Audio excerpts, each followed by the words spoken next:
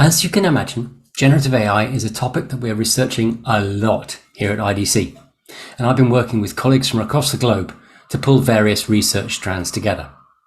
A few weeks back, we hosted a webcast focused on generative AI opportunities, risks and challenges as they relate to EMEA specifically.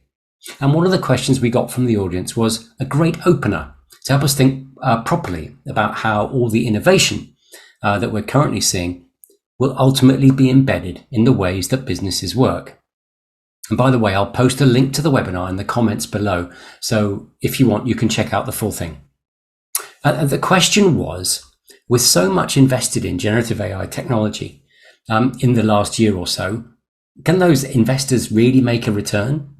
We often talk, don't we, about how it's selling the shovels in the gold rush. That's where the profitable place is. So will all the value accrue to the core tech providers here, or will it be somebody else? And to get towards an answer for this question, I think it's really important that we realize that what most people are aware of when they think about GenAI, public services offered over the internet via chat interfaces, that's not really how a lot of enterprise use cases will happen. Things like ChatGPT are really cool, but they are only one part of a much bigger picture that's now coming into focus.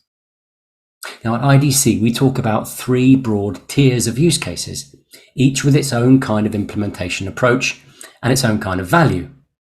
The first is generic productivity use cases, and these are focused on individuals or small teams, and they're already implemented, in fact, in things like GitHub Copilot and ChatGPT.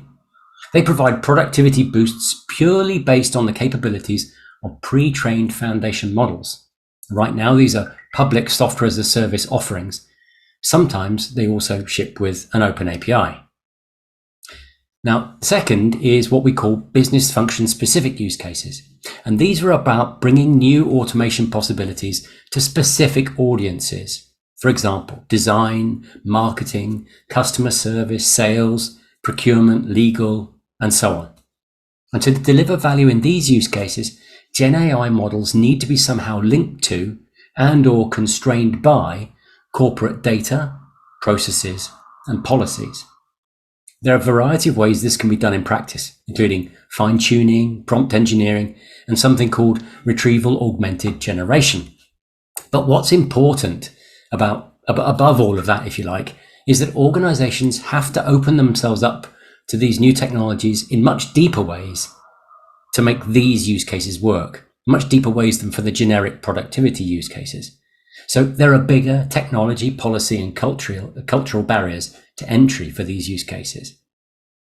And lastly, there are what we call advanced industry specialized use cases.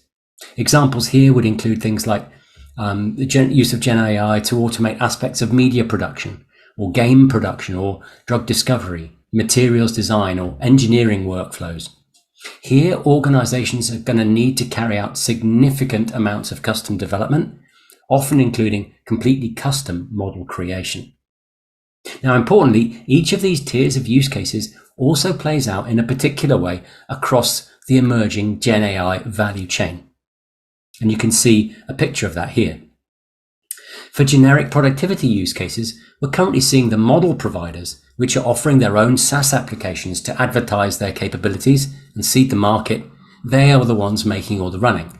And these are essentially kind of vertically integrated plays. But that's not everything, of course.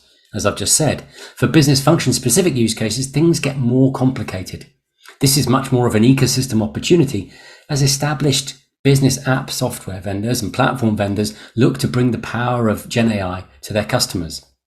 And as customers need help from multiple parties to navigate the opportunity and the challenge. And for the advanced industry specialized use cases, the story is different again. Here, being able to create and manage training data at scale becomes critical, as is a very deep level of domain and technical knowledge. So as you can see, things like ChatGPT have set the GenAI market on the path it's on now, but they're only going to be a small part of how the market evolves from here. Thanks very much for watching. Let me know what you think. I hope you found this interesting. If you enjoyed this, please like, share, subscribe, and I will see you again soon.